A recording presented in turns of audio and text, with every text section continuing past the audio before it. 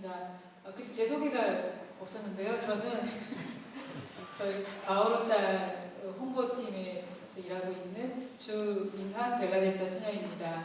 그리고 저 박수.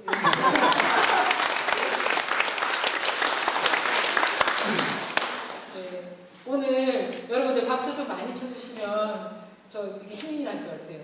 저뿐만이 아니고 토크하시는 우리 선생님들과 신부님들 굉장히 우리 수녀님들도 기뻐하실 것 같은데요. 토크쇼는 함께 하는 거라고 생각됩니다. 그리고 오늘 저희들 바오로딸 문화마당인데요. 저희가 올해로 3년째로 하고 있습니다. 저희 바오로딸을 사랑하시는 우리 독자님들 그리고 책을 사랑하시는 분들께 저희 바오로딸 수녀님들이 감사드리는 마음으로 매년 한 해씩 이렇게 한 번씩 그 감사의 장을 열고 있습니다.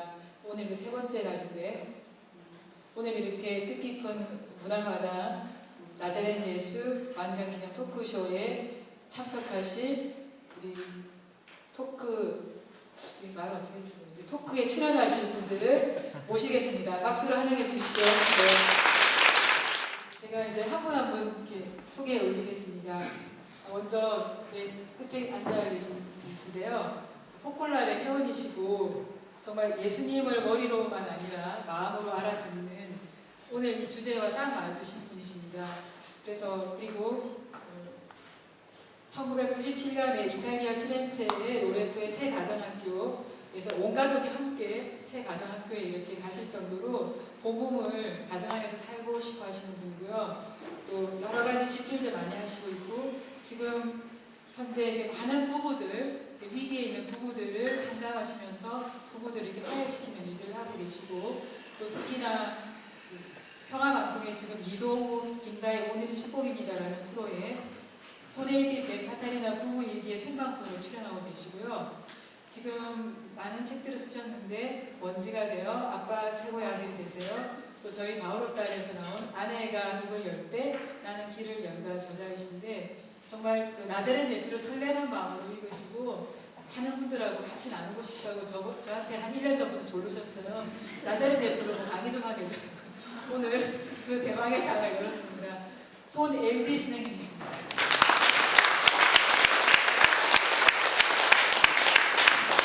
그리고 이 손엘디 선생님을 다 뒤에서 이렇게 조종하시는 분이 계세요. 누굴까요?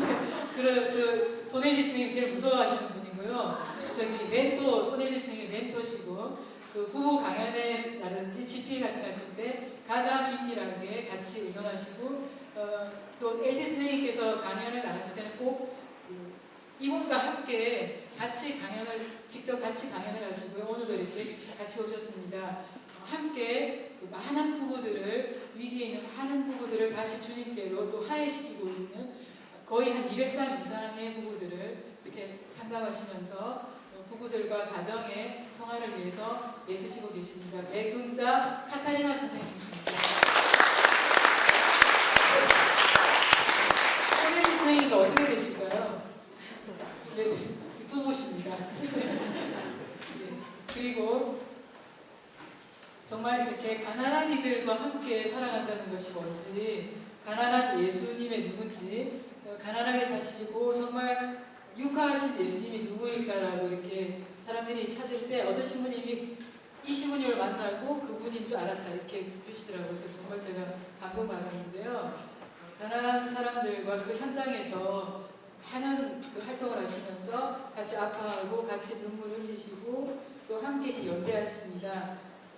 1992년에 사제서품을 받으시고 장일동 선교본당, 금호 일가동 선교본당 주임으로 하시고 2005년부터 2011년까지 서울교구 빈민사목위원회 위원장 역임하시고요. 지금 현재도 삼양동거의 달동네 그 선교본당의 작은 그 선교본당의 주임 신부님으로 계십니다. 이강서 신부님 모셨습니다.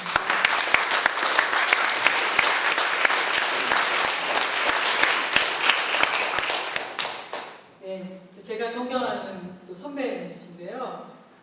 저희 바오로딸이시면서 지금 그 말씀을 참 사랑하세요. 그래서 말씀에 그 일생을 바치고 말씀 연구에 성서 말씀 연구에 한 목숨 바치신 분이시고요. 그 이탈리아 그레고리안 대학에서 성서 신학 박사를 받으시고 성경의 노래 지으시고요. 또 성경의 세계화 지도, 간추린 성경 지도, 그리고 최근에 또 우리들이 사랑하는 책 나자렛 예수 유년기를 번역하셨습니다. 민나면 엠마 수녀님이십니까?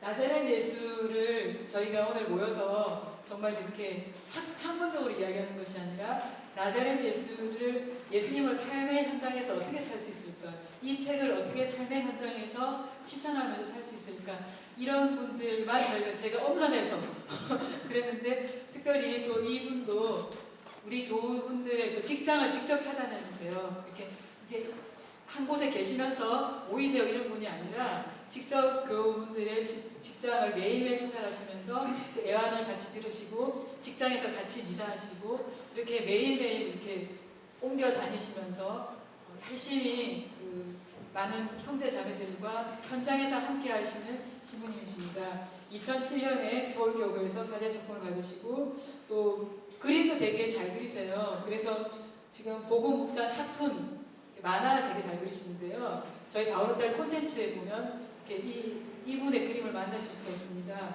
카툰 작가로도 활발히 활동하시고 서울교구 직장 사목을 담당하고 계시는 임의준 신부님께서 나오셨습니다.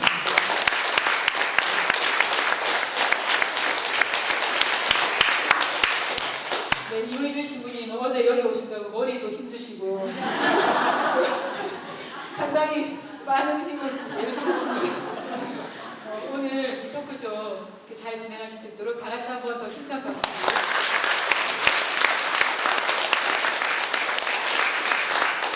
그러면 토크쇼를 시작하도록 하겠습니다. 네, 수영님 감사합니다. 오늘 토크쇼를 이렇게 진행을 해달라고 하셨는데요. 사실 솔직히 말씀드리면 그 토크쇼 진행을 요청을 받기 전에 이 책을 한 번도 안 샀습니다. 그래서 진행을 딱 맡기시면서 유년기를 딱 주시길래 1, 2권은 제가 사서 봐야 되는구나. 그래서 바로 가서 다 봤는데요. 추석 동안 열심히 정말 신학교 때처럼 열심히 공부했습니다. 저는 아까 소개해 주신 대로 서울교구 직장사목부에서 사목하고 있는 이무준 프란치스코 신부고요. 직장 사목을 이렇게 어렵게 기억하시기보다는 그냥 저희끼리 신부들끼리 얘기한 대로 저희는 방판입니다. 방문 판매에 주력하고 있습니다. 여러분들이 대리점 방문 안 하셔도 제가 직접 방문해서 예수님을 전해드리는 역할을 하고 있습니다. 그래서 제가 특수사목하면서 이 수단을 읽을 일이 없어서 제 2년 만에 끝내서 읽었더니 2년 만에 많이 자랐습니다. 그래서 많이 작은데 그래도 이제 단단한 마음으로 오늘 토크쇼를 좀 진행을 하도록 하겠습니다. 일단 그리고 이렇게 토크쇼 패널분들을 너무 잘 선정해 주셔서 감사합니다. 제가 그 개인적인 약점인데 이름을 제가 잘 못 외우는데요. 신부님, 수녀님, 형제님, 자매님 이렇게 불러도 겹치지 않을 것 같아서 호칭을 그렇게 존경하는 신부님, 사랑하는 수녀님, 또 형제님, 자매님으로 하겠습니다. 이야기를 좀 나눠보도록 하겠습니다. 이렇게 또 앞에 보고 하지 말고 질문하는 사람을 보고 하라고 그러셔서 해야 될 것 같은데 수녀님께 처음 말씀을 좀 드리고 싶은데요. 우리가 모두 독일어나 이태리어에 능한 사람들이라면 원문을 읽었을 수도 있겠지만 그래도 우리가 정말 잘 그 뜻을 이해할 수 있도록 또 그 문장 안에 담긴 숨은 뜻을 찾아주시는 분들이 번역해 주시는 분들이라는 생각이 듭니다. 그래서 번역가에 따라서 그 책이 정말 생명력이 있거나 생명력이 죽거나 더 쓰신 분보다 더 어렵게 쓰시는 분들도 계시지만 제가 읽었을 때 정말 유년기의 마음으로 편하게 읽을 수 있었던 것 같은데요. 우리 수녀님께서 이제 번역을 해주셨는데 수녀님께서 정말 번역하시면서 누구보다도 먼저 이 책의 기쁨을 느끼셨을 때 번역하신 소감을 한번 들어봤으면 합니다. 네, 번역 작업을 이제 몇 가지를 해보았는데 번역할 때 굉장히 중요한 것이 그 글을 쓴 사람에 대해서 아는 것이 이렇게 번역 작업에 결정적인 영향을 미친다는 것을 사실 2년기 번역을 하면서 느꼈습니다. 제가 2005년도 요한 마으로 2세가 돌아가시고 새 교황님이 선출되시는 그 시기에 마지막 그 학과 과정을 마무리하는 논문을 쓰면서 로마에 있었습니다. 그래서 그 어떤 국제 모임에서 새로 탄생하신 베네딕토 16세 교황님을요, 서너 번 아주 가까이에서 직접 뵙고 말씀을 듣는 아주 좋은 기회가 있었습니다. 그때 제가 받았던 그 잊을 수 없는 인상이 저에게 지금까지도 아주 강하게 남아있는데, 배웠을 때 네 번 이렇게 배웠을 때 똑같은 그런 느낌이었는데, 원숙한 그 누님의 얼굴이 아닌 원숙한 그 노인의 모습과 함께 정말 아주 강한 어린아이의 맑음이 강하게 들어왔습니다. 그것이 굉장히 인상이 깊었는데, 이 윤영기 책을 이렇게 읽다 보니까 제가 그때 교황님께 느꼈던 그 맑음이 이 윤영기의 글 안에서 그대로 느껴졌습니다. 그래서 그 일치하는 그 면을 보면서 그분의 그 눈빛, 얼굴에서 풍겼던 그 원숙함과 그 어린아이의 맑음이 이 글 안에서 느껴지는 것이 결국 그 교황님이 가지고 계신 내면적인 향기라고 생각이 되어서 굉장히 기뻤고 감동하면서 이 글을 번역을 하게 됐습니다.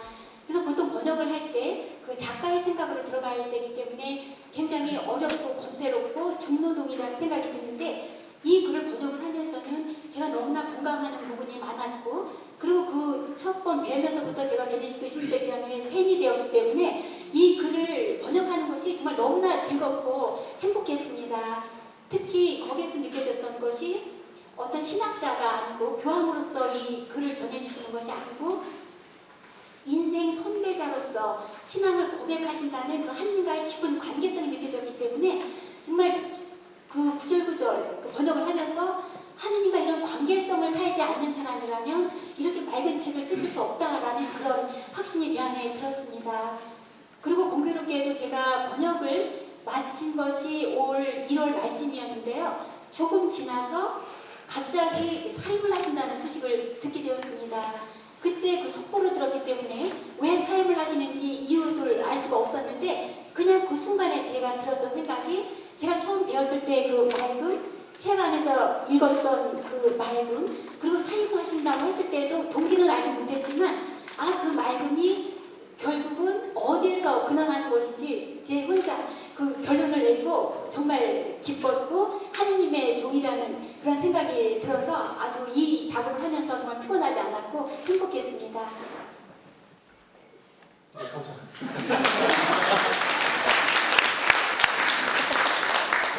제가 그 토크쇼를 처음 진행해봐서 수인 얘기 또 듣다가 빠져가지고 종종 이런 사태가 발생해도 이해해 주시기 바랍니다. 네, 수인 진심 그렇습니다. 저도 베네딕토 16세 교황님하고 친한데요. 교황님은 저를 잘 모르시지만 교황님 정말 사랑합니다. 네, 그래서 정말 그 책이라는 것도 정말 이렇게 쓰신 분과 함께, 그분과 함께 이렇게 그 느낌을 갖고 읽을 수 있다는 게 얼마나 좋은지 저도 몇몇 작가분을 개인적으로 알고 그분 책을 읽을 때 느낌들이 막 살아나는 느낌이 들어서 또 그것을 얼마나 또 우리 선생님이 잘 담아주셨을까 이런 생각이 듭니다.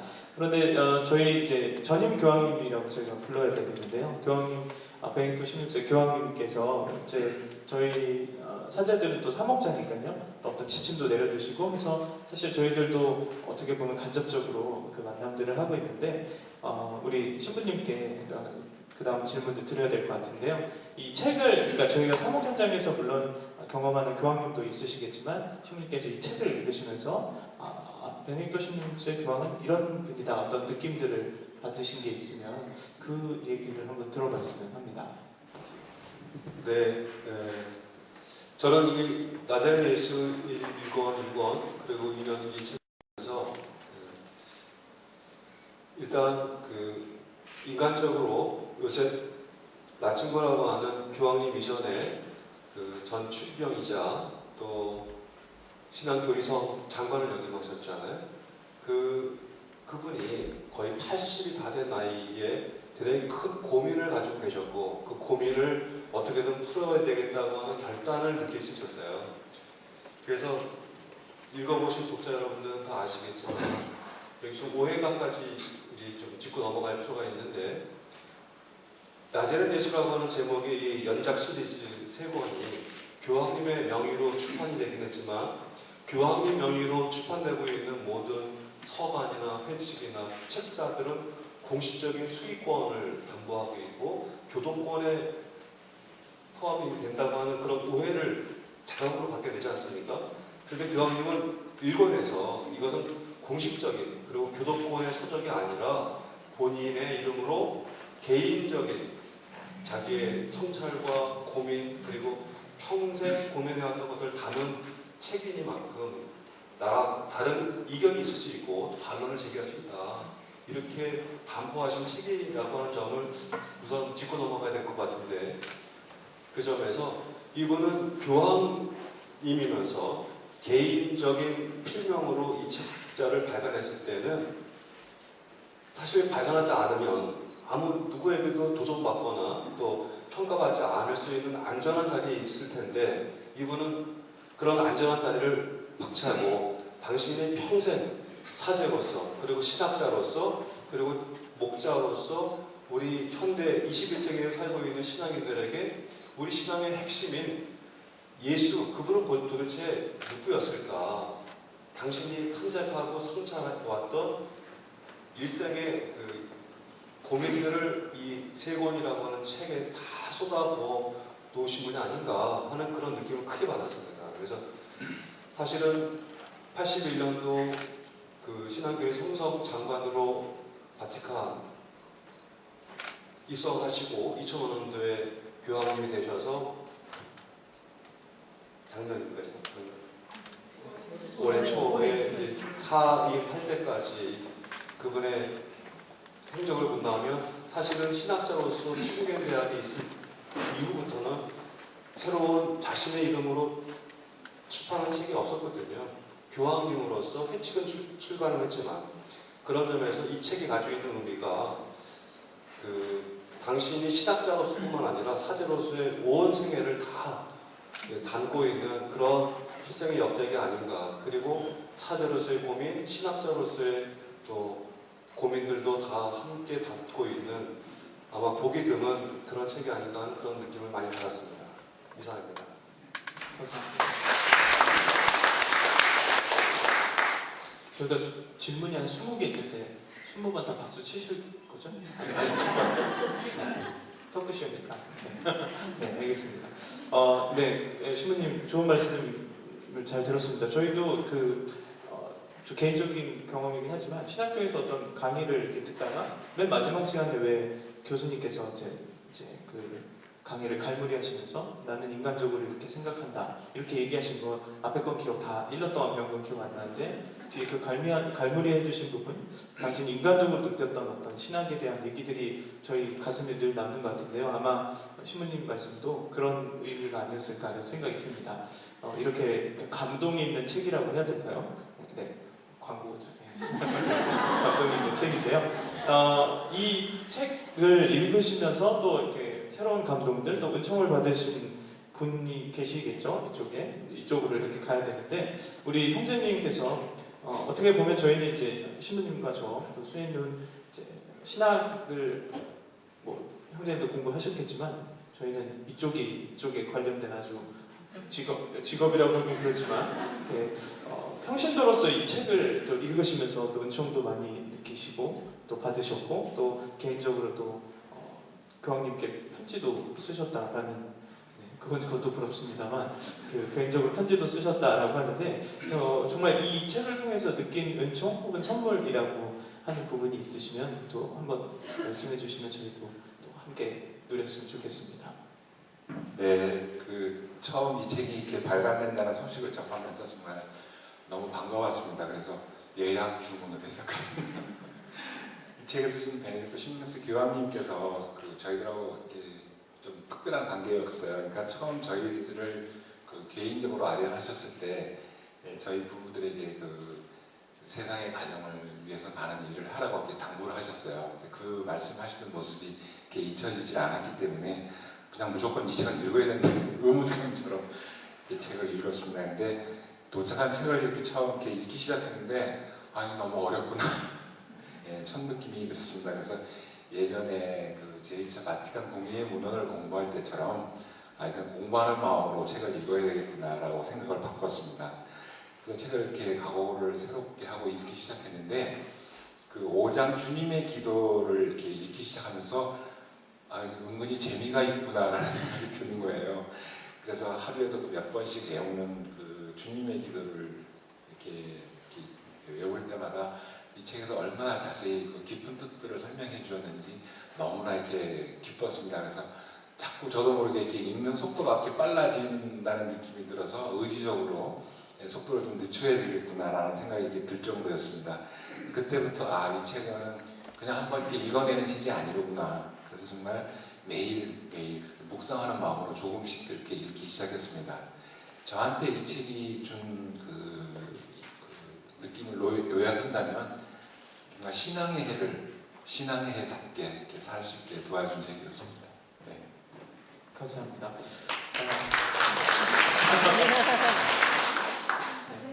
네, 계속 치지 못하게 해도 치시겠죠? 편하게 하십시오.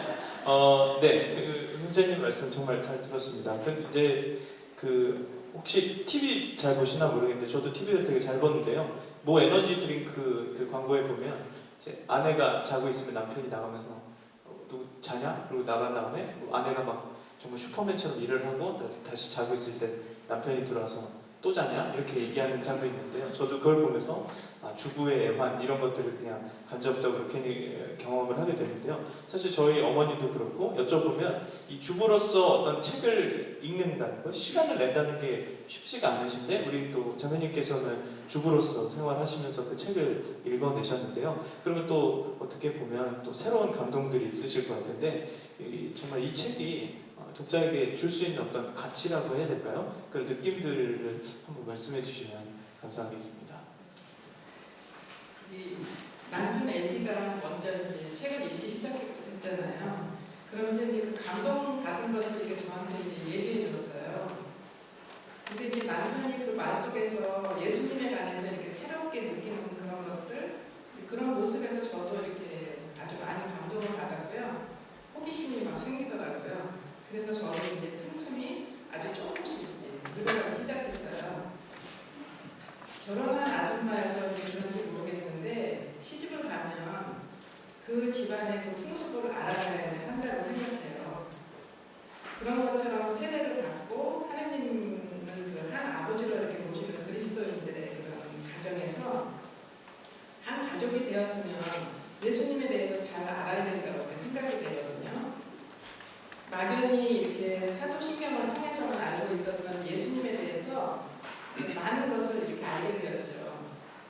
신앙생활을 이렇게 시작한 지 오래되지 않은 신자들이나 또 열심히 신앙생활을 하고 싶다는 그런 열정을 갖고 있는 분들에게 우리가 이렇게 믿고 따르는 예수님이 어떤 분이신지, 그리고 예수님의 삶 속에서 우리가 어떤 부분들을 따라야 해야 하는지 이렇게 좀 더 이렇게 잘 알게 해줄 것 같아요.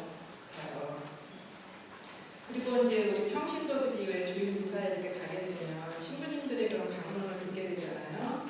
그럼 그 강론을 통해서 우리는 좀 더 반듯하게 살아야 한다는 그런 권유를 듣게 되죠. 그런데 이제 공감이 가면 저희들이 고개를 끄덕거리기도 하고 또 지그시 이렇게 마음으로 다짐하기도 하잖아요. 그렇지만 저는 이제 이 책을 이렇게 읽으면서 교회의 가르침의 그 원천이 어디에서 왔고, 그리고 예수님의 그 제자로서 어떻게 살아야 되는지, 그리고 왜 그렇게 살아야 하는지 이렇게 잘 깨닫게 해준 것 같아요. 네, 감사합니다. 좋은 의미로 다가오는 것 같은데요. 그래도 이제 책 같은 것들을 발간하실 때 저도 이제 얼마 전에 바로 어저께 사파 작업 하나 끝낸 책이 있는데 그 책 저자 신부님이 계속 빨리빨리 하라고 전화를 하루에도 수십 번 하셔서 도대체 왜 이렇게 빨리빨리 해야 됩니까? 그랬더니 10월에 내 생일 전에 책이 나와야 된다 이렇게 얘기를 하셨어요. 이게 출간 시기를 맞춰서 이렇게 어떤 의미를 부여하신 거라고 볼 수가 있겠는데 사실 그렇게 보면 이 나자렛 예수도 교황님께서 신앙회에 맞추어서 이 책을 발간하셨다라고도 볼 수가 있겠는데요. 그러면 이제 우리 번역하신 수녀님께서 보시기에는 이 책이 정말 신앙의 해와 맞추어서 베네딕토 16세 교황님께서 그냥 쓰다 보니 맞춰진 것은 아닐 거라는 생각이 드는데 그 맞추어 주신 의미에 대해서 수녀님 어떻게 바라보고 계시는지, 그리고 또 교황님이 또 이 책만 쓰신 게 아니라 이전에도 쓰신 책들, 또 저희도 이제 요세프 라칭거 추기경 시절에 쓰셨던 책들, 그런 책들과 어쩌면 연관성상에서 정말 마지막에 쓰신 책이라고 볼 수가 있는데 그 연관성상에서도 또 어떻게 이해하면 좋을지 수녀님께서 교황님과 개인적인 친분이 있으신 수녀님께서 말씀을 해주시면 감사하겠습니다.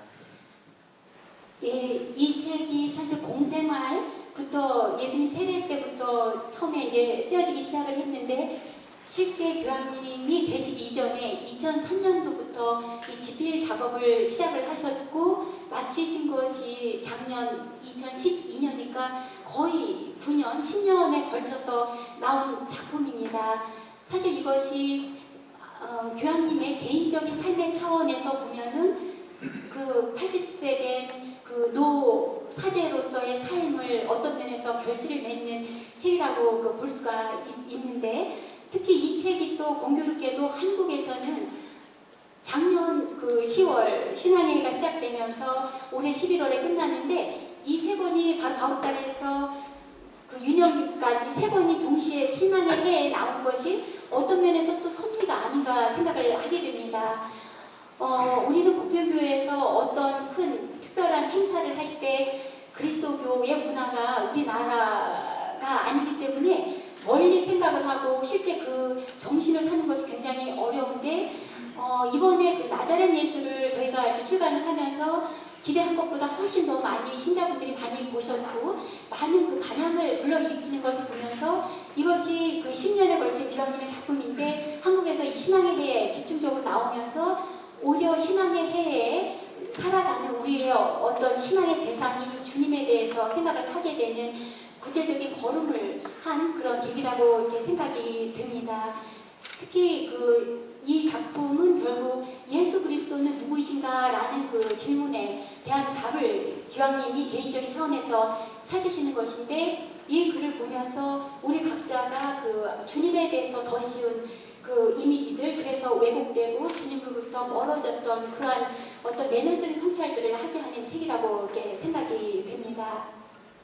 특히 여기에서 주님을 굉장히 생생한 살아계신 인격으로 묘사해 주신 것이 저에게는 굉장히 개인적인 측면에서 이 글들이 저에게 많은 말을 이렇게 걸어왔던 것을 이렇게 느끼게 됩니다. 그리고 이 책이 지금까지 있었던 교황님의 이전의 그 저술들과 어떤 그 공통점 그리고 연속성을 가지고 있는가 굉장히 어려운 질문인데요.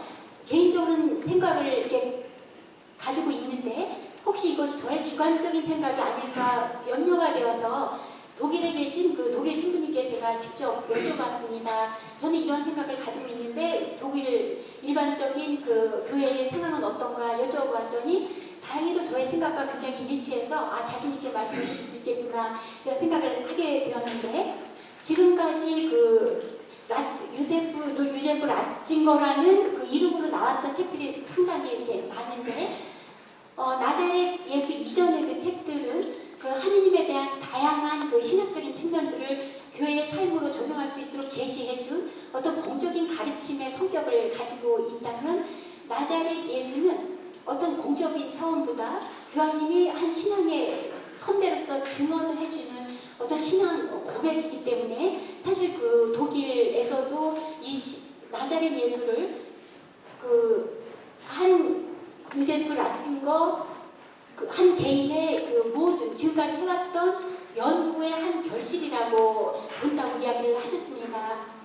이유는 사실 이 책을 보면은 어떤 논리적인 그 발전 단계를 통해서 이래서 하느님이다라고 이야기하기보다는 우리가 믿는 그분, 지금까지 그분이 알고 있고 믿었던 그분이 바로 이분이시라는 것을 그 관계성 안에서 설명을 해 주시기 때문에 굉장히 어떤 인격적인 통교의 측면에서 그 글에 담겨진 이면의 많은 것들을 이렇게 전해주는 것을 느끼기 때문에 주님에 대한 어떤 면에서는 사랑의 고백이라고도 저도 생각을 하게 됩니다. 그래서 지금까지 여태까지 해왔던 연구의 한 결실, 무르익은 결실이 바로 나자렛 예수 유년기인데, 그럴 만한 이유가 있는 것이 또 교황님을 교황직을 사임하시기 바로 전에 마지막 작품이 또 유년기입니다. 그런 면에서 모든 것을 하나로 마무리하는 그런 정점에 달한 책이라고 생각이 됩니다. 제가 전에 한번 새신부 미사를 한번 보러 갔었는데, 그 새신부가 강론을 막 못하면서 저는 주님을 사랑합니다 이렇게 얘기했을 때 이제 신자들도 같이 웃고, 그 성당에서 저만 안 울고 다 우신 것 같은데, 근데 반대로 제가 한번 제가 존경하는 신부님 은퇴 미사를 갔는데, 그 신부님께서 정말 이렇게 오래된 그 자기 성품 제의를 미루시고 나는 정말 주님을 사랑한다, 내가 평생 사랑해온다, 딱 그 얘기하셨을 때 그 새신부가 주는 느낌과는 왠지 다른, 진짜 그 뭔가 이렇게 아시죠? 네. 이런 뭔가 그런 새로운 감동들이 있었던 것 같은데요. 저는 선생님께서 말씀하신 대로 신학자로서의 어떤, 그리고 교황님으로서의 우리 베네딕토 16세 교황님께서 쓰셨다기보다는 정말 신앙의 선배가 자신이 사랑하는 예수님을 자신의 방법대로 이렇게 표현해 주신 것은 아닐까, 이런 생각이 듭니다.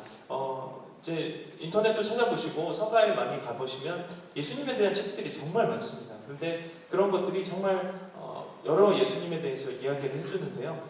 또 제가 정말 존경하는 우리 신부님, 이광수 신부님, 여러분이 생각하시는 것보다 저는 더 많이 존경하는데요.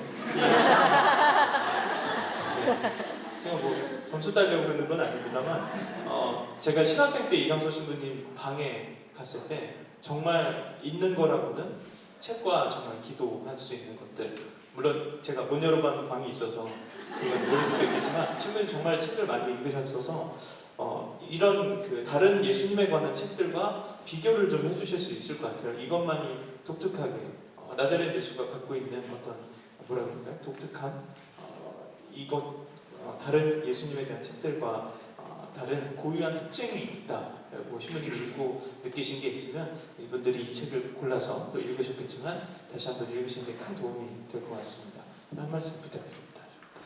네, 여러분도 여기 그 나자렛 예수 1권에서 아주 많은 분량을 할애해서 요새 마침 이 저자가 언급하고 있는 것처럼 50년대 이후부터 성서 주석학이 아주 그러니까 아주 다양한 방법으로 발전을 해왔습니다. 그래서 예술에 대한 관심이 우리 신앙인들, 천주교, 개신교뿐만 아니라 비신앙인 그룹에서도 예수라고 하는 인물에 대해서 새로운 역사학적인 조명을 하려는 많은 관심자가 있었고, 그 성과들이 구체적으로 열매를 맺은 것이 있습니다. 그런데 그 예수님에 대한 다양한 조명들을 간략하게 말씀을 드린다면,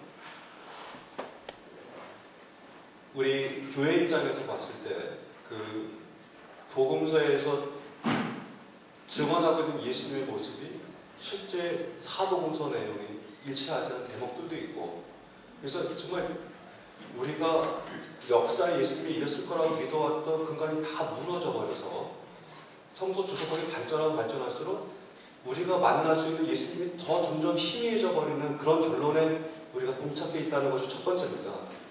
두 번째는 이제 신앙인이 아닌 입장에서 예수가 과연 어떤 역사적인 시대적인 메시지를 던져줬는가 하는 것들을 탐색했던 부분에 관한 저술들은, 예수님은 신앙의 어떤 중요한 시점적 인물이라기보다는 사회 변혁을 위한 혁명가, 또는 아주 우리가 존경하지 않는 뭐 공자님이나 소크라테스나 하는 이런 인류의 아주 위대한 지혜로운 스승의 한 분으로 그렇게 예수를 바라보려고 했던 학문적 성과들도 있었거든요.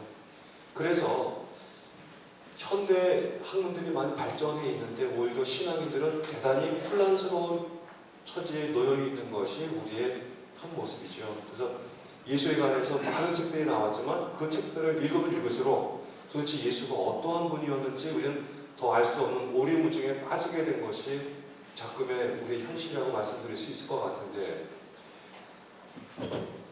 지금 임신부님이나 또 성서 신학을 전공한 수녀님이나 또 저는 뭐 전공자는 아니지만 당연히 그 그리스도론이나 성서학을 공부한 입장에서는 사실은 예수님에 대해서 우리가 접할 수 있는 전문적인 서적들은 일반 신자들이 읽기에는 너무 어렵고 도대체 무슨 말을 어떻게 알아들어야 되는지 좀 가늠하기가 쉽지 않은 측면이 있거든요.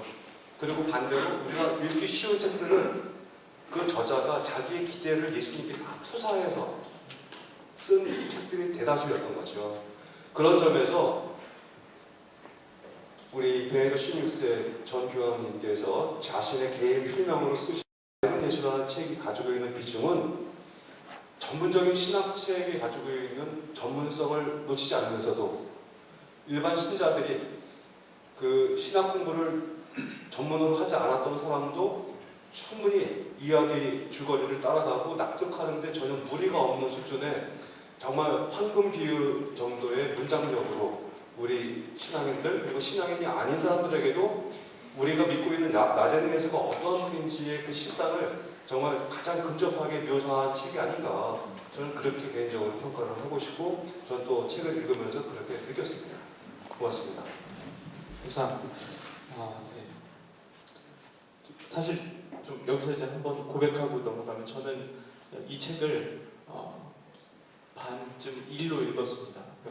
이 토크쇼를 부탁을 받은 다음에 책을 구입을 했기 때문에 이게 이제 시간 안에 읽어야 돼서 정말 신학교에서 공부하는 것처럼 읽었는데 정말 처음에는 힘들었거든요.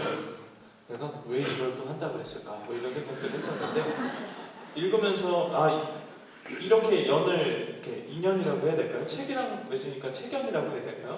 이 책과 맺어지는 인연이 이렇게라도 맺어질 수 있겠구나 이런 생각들을 했습니다. 그러면서 이제 아직 한 번 더 읽어야 되긴 하겠는데요. 이 책이 분명히 내게 뭔가 영향을 주지 않을까, 내게 변화를 주지 않을까, 내가 예수님에 대해서 이해하는 것을 좀 바꿔주지 않을까.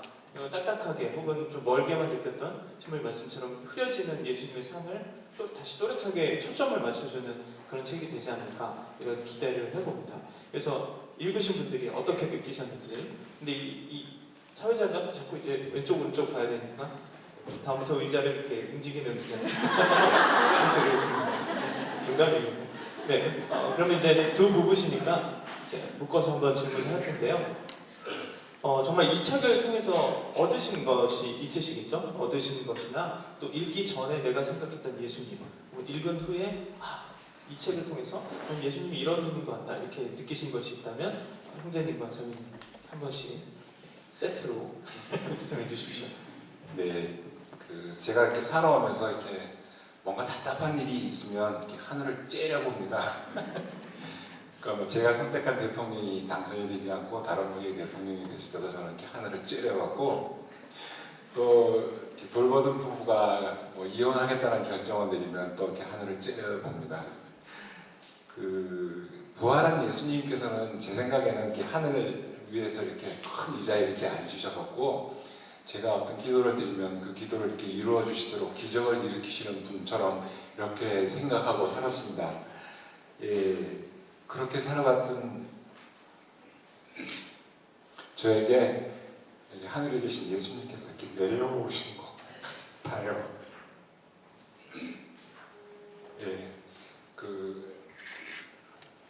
나자렛 예수책 덕분에 신앙의 1년 동안 정말 예수님과 함께 살았던 것 같습니다. 하늘에 계셨던 예수님께서 제 마음 안에 그리고 제가 만나는 모든 사람들 안에 이 순간에 바로 현존해 계신다는 그런 것을 굳게 이렇게 믿게 됐습니다. 60년 동안 이렇게 살아오면서 정말 이렇게 예수님과 가깝게 지내본 적이 없는 것 같습니다. 많은 순간 예수님을 떠올리게 됐고 마치도 예수님과 이렇게 얘기도 하고 예수님을 이렇게 만지면서 한 해를 지낸 것 같습니다. 박수 한번 부탁드립니다.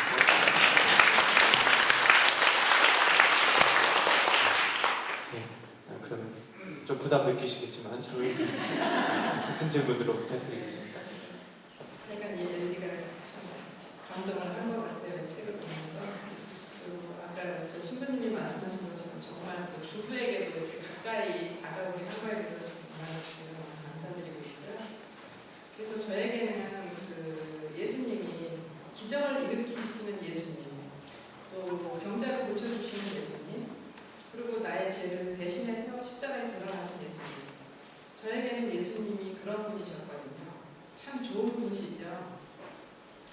그런데 이제 제가 이 책은 내가 이제 지금까지 갖고 있었던 그런 성경 말씀에 대한 그 막연한 생각들을 너무나 분명하게 이렇게 해주었기 때문에 구체적으로 신앙생활을 하는데 크게 이렇게 도움을 주게 되었습니다. 세 권의 책 중에서 저는 특별히 3권을 읽으면서 참 이렇게 기뻤었는데, 한 남자와 한 여자가 이렇게 서로 사랑하면서 그 결실로 아이가 이렇게 태어나잖아요. 그런데 예수님의 그 성탄은 우리 그 세상 사람들의 사랑의 결실이 아니었잖아요. 예수님께서 이 세상에 오시기 위해서 도구로 사용한 그 마리아의 동정이 너무나 이렇게 반가웠어요. 특히 마리아의 겸손에 예를 통해서 예수님은 세상에 오실 수 있었다는 그 부분의 설명이 정말 좋았습니다. 저는 이 책을 읽고 나서 세상 곳곳에 예수님을 이렇게 낳아드려야겠다는 생각을 더 이렇게 강하게 할 수 있었습니다. 자주 저희들은 이렇게 그 부부들을 만나면서 그 어려움을 듣게 되거든요. 그런데 어떻게 도와줘야지 할까? 아니면 무슨 말을 해야 될까? 이제 고민을 할 때가 이제 있었는데, 이 책을 읽으면서 그 어려움 중에 있는 분들에게 어떻게 하면 예수님한테 가까이 갈 수 있게, 예수님께 가까이 데려다 줄 수 있을까 이렇게 고민하게 되는데, 그 몇몇 경험을 이렇게 하면서 우리의 역할은 그 어려움의 그 해결할 수 있는 그런 열쇠를 우리가 주는 게 아니라 예수님께 그분들을 이렇게 가까이 갈 수 있도록 도와주는 게 저희의 역할이라고 이렇게 생각했습니다.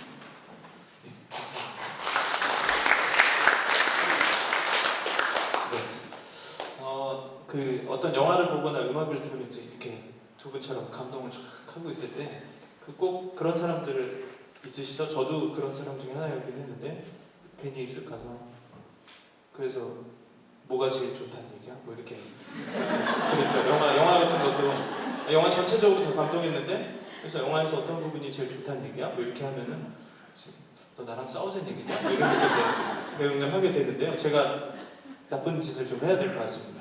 그래서 형제님 읽어보신 구절 중에 어디가 제일 좋으십니까? 저희가 미리 아마 받아서 이렇게 문장을 준비했을 텐데 제가 나쁜 짓 해서 죄송하지만 제일 마음에 드는 구절 한번 말씀해 주시면 네. 감사하겠습니다.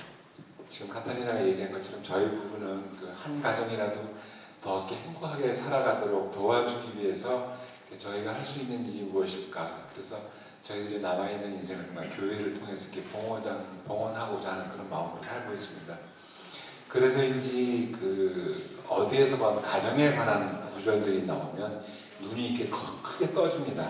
그래서 이 구절들은 제가 긴 세월 그 가정을 도와주면서 마치도 그 안개 속에 있었던 것처럼 느꼈던 그 가족 사이의 관계를 너무나도 이렇게 명확하게 정의해주는 구절이었습니다. 그래서 벌써 이 많은 가정들에게 이 구절이 도움이 되고 있습니다. 그 아이들은 부모의 소유물이 아니다. 부부도 배우자의 소유물이 아니다. 서로 상대방에게 속해 있지만 그것은 소유의 관계가 아니고 책임의 관계이다.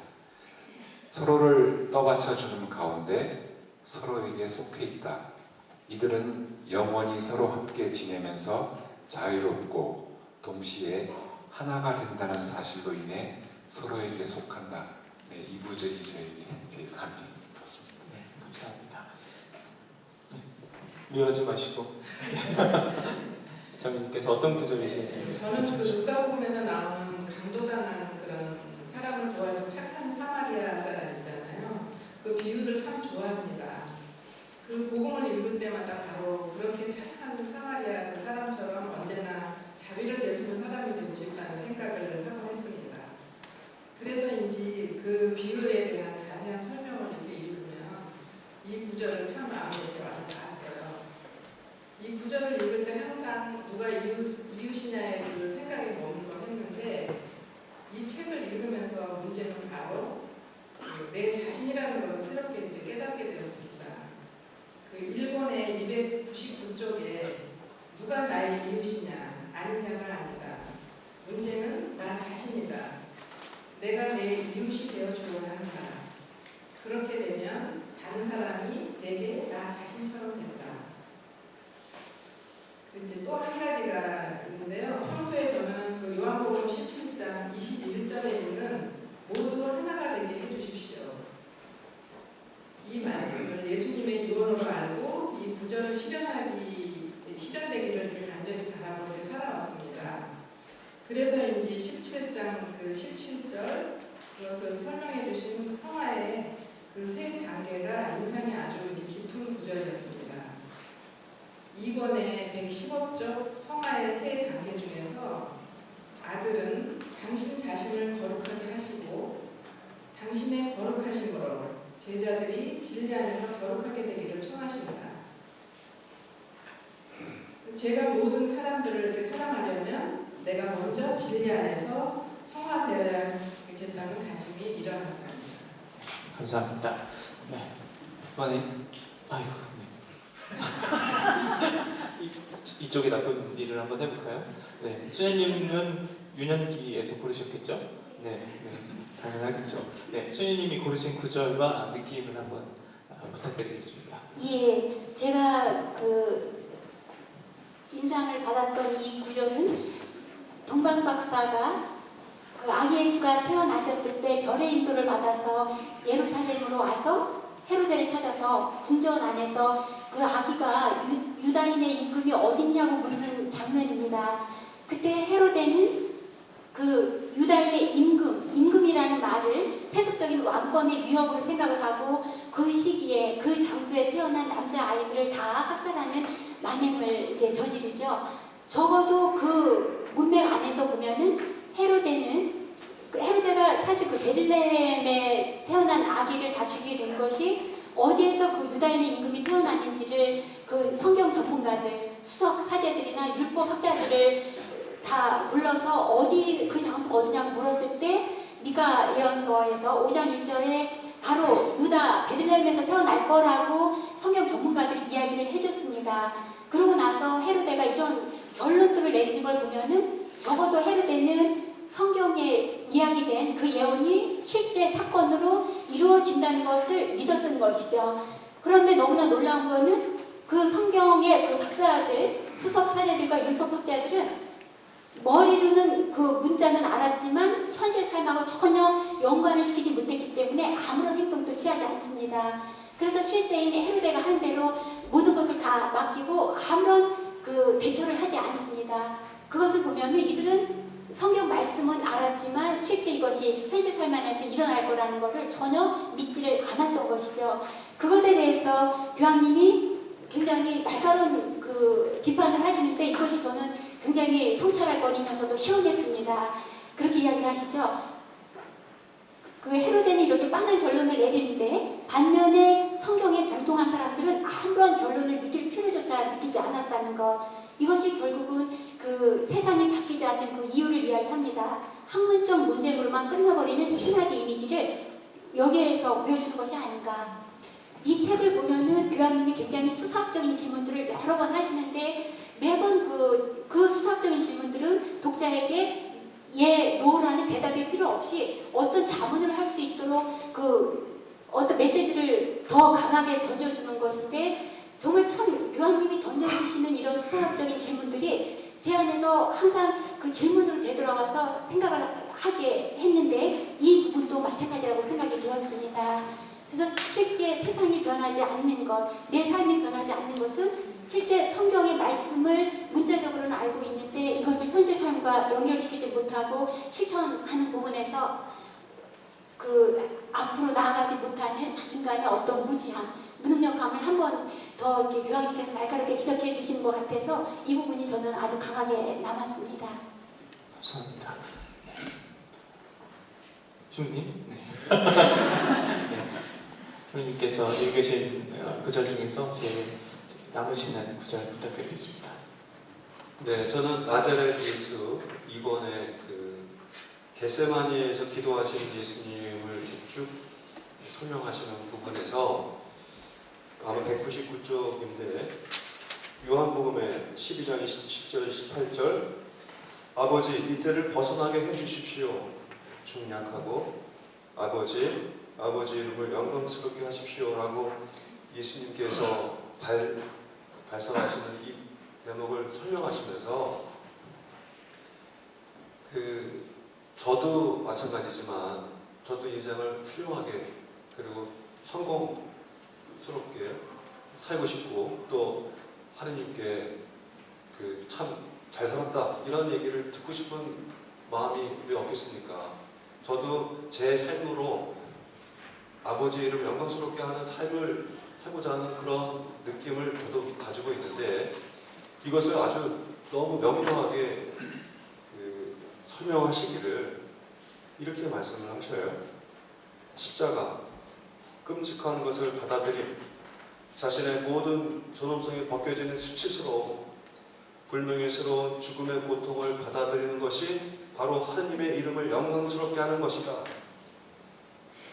저는 이 해석이 명료한 해석인데 이거를 이렇게 단언하시면서까지 설명하시는 우리 베네딕트 16세 교황님 라칭어라고 하는 이분의 고뇌가 저는 여기서 아주 마치 충격을 받는 것 같은 강한 임팩트를 받았습니다. 실제로 그렇지 않습니까?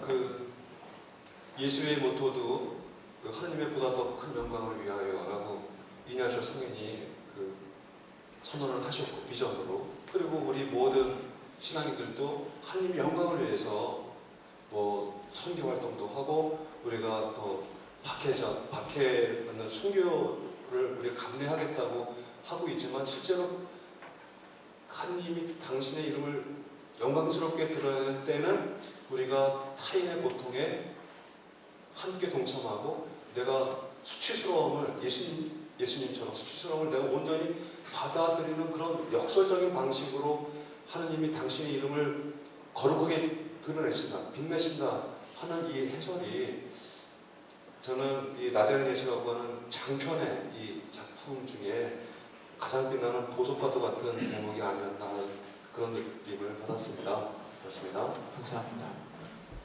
제 것도 있나요? 제 거 있어요.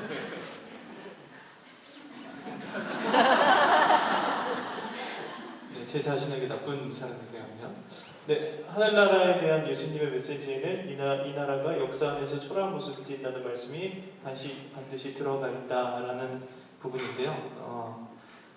아까 말씀드린 것 저희가 숙제로 읽어가지고요. 저도 막 이렇게 고민을 하다가 고른 구절인데 제가 얘기할 수 있는 시간이 있군요. 제가 직장 사목을 맡고 있습니다. 여기 그 직장 사목에서 만나는 분도 여기 계시는데 죄송합니다.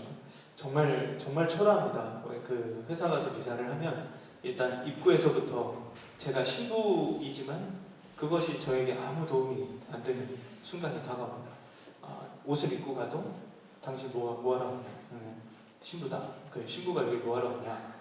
신자들을 만나러 왔다. 왜 안에서 만났냐? 이런 얘기부터 시작이 됩니다. 주민등록증도 내야 되고 그러면서 이제 다 그런 것들을 겪고 들어가서 제가 마주대하는 것은 준비된 성전이 아니라 테이블이 놓여 있는 혹은 가끔은 박스가 쌓여 있는 회사 회의실에 들어갑니다. 아무도 없고 가끔 문도 안 열려 있어서 그 앞에 쭈그려 앉아 있기도 하고요.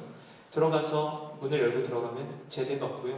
그냥 테이블이 있습니다. 그럼 제가 가져간 미사 도구를 그 위에 깔고 신자들이 올 때까지 기다리면서 미사를 합니다. 그리고 신자들도 와서 편하게 기도할 시간도 없고요. 점심시간에 1시간 중에 30분을 봉헌해서 미사를 하고 밥 먹으러 뛰어갑니다. 낮은 순서에서부터 빨리 뛰어갑니다. 1시까지 들어가야 되니까. 저는 그 모습을 보면서 제가 물론 이제 사제의 경력이 짧기는 아주 짧습니다. 이제 고작 7년차 신부님에 비하면 뭐 이제 시작한 거죠. 그런데 두 번의 본당 경험을 하면서 차려져 있는 밥상이라 그럴까요? 차려져 있는 곳. 그래서 저는 그곳에 성당에서 살면서 하느님의 나라가 이 세상에 이렇게 아주 편안하게 와 있구나 이런 생각이 들었습니다. 건물도 있고 수녀님들이 와서 비사도 다 차려놓고 다 준비되어 있고요. 그리고 성당 안에서 제가 못 들어갈 데가 없습니다. 수녀원 빼고는 제가 어디든지 다 주임주무방도 못 들어갔는데 갈 수 있습니다. 그런데 제가 이제 그 본당에서 나와서 이제 방문 판매 직장 상옥을 하면서 느낀 것은 이 하느님의 나라가 이 세상 안에서는 이렇게 초라한 모습을 갖고 있구나라는 것을 아주 절실히 느꼈습니다.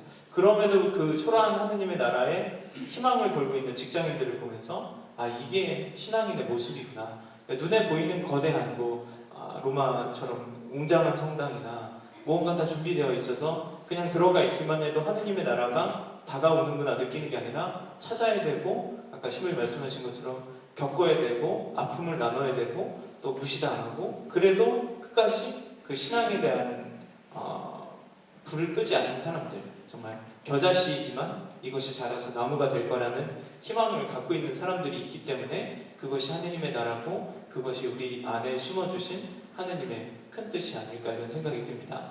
만약 그렇지 않으면 겨자씨가 아니라 좀 더 큰 감씨나 이런 걸 아니면 더 큰 아예 밭을 심어주시거나 나무를 심어주실 수도 있는데 정말 우리 안에 심어놓으신 그 초라한 하느님의 나라 하지만 그것을 간직하는 이가 그것에 대한 희망을 버리지 않는 한 초라해지지 않는다라는 것을 제가 느껴서 이것을 골랐습니다.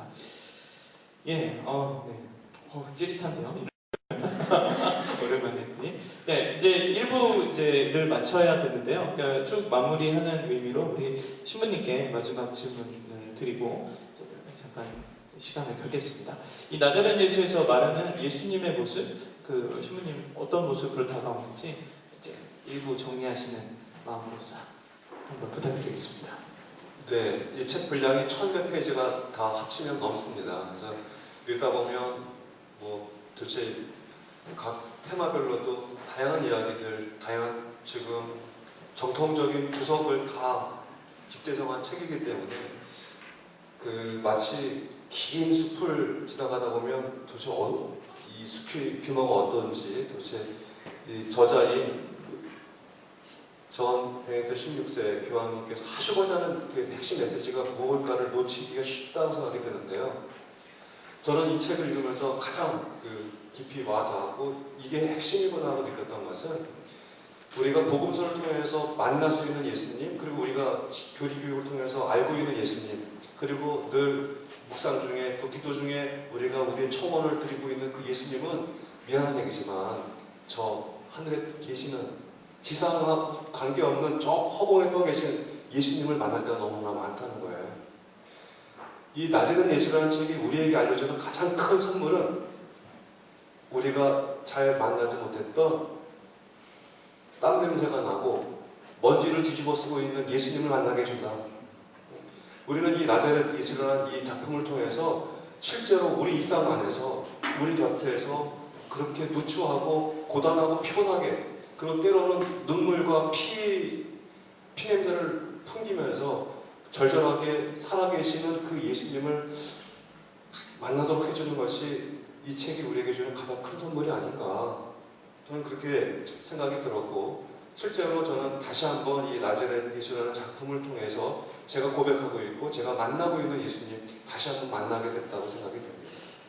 여러분들도 그런 땀 냄새 나시고 먼지 냄새 풀풀 나는 살아계신 예수님, 나자렛 예수님을 이 작품을 통해서 만나 뵙게 되기를 희망합니다. 고맙습니다.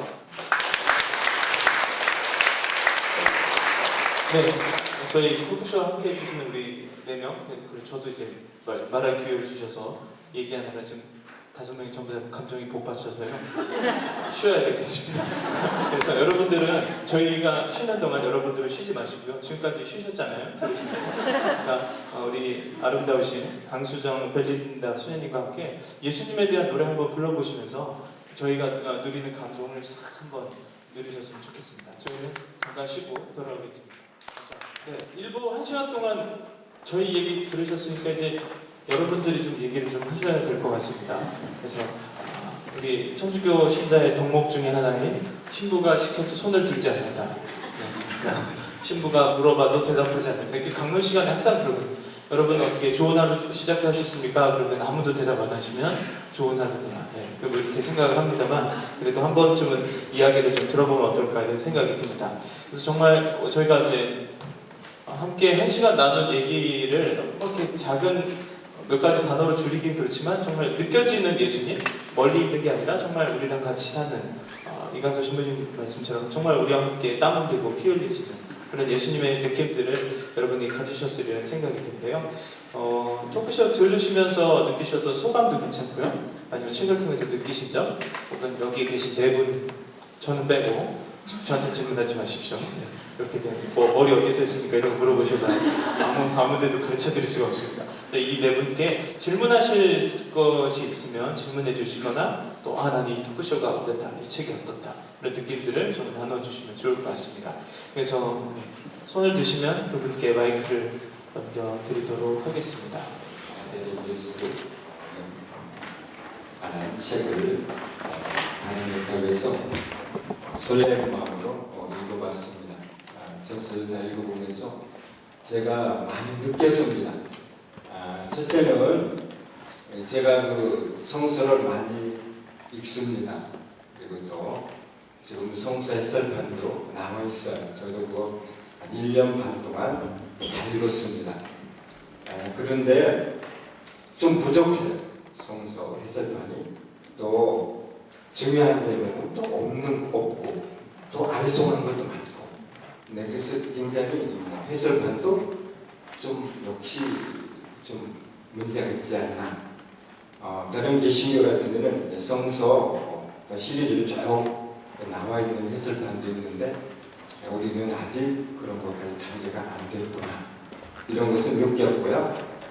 제가 이 나자렛 그 예수를 읽으면서 그 모든 보완을 해주지 않는다 생각합니다.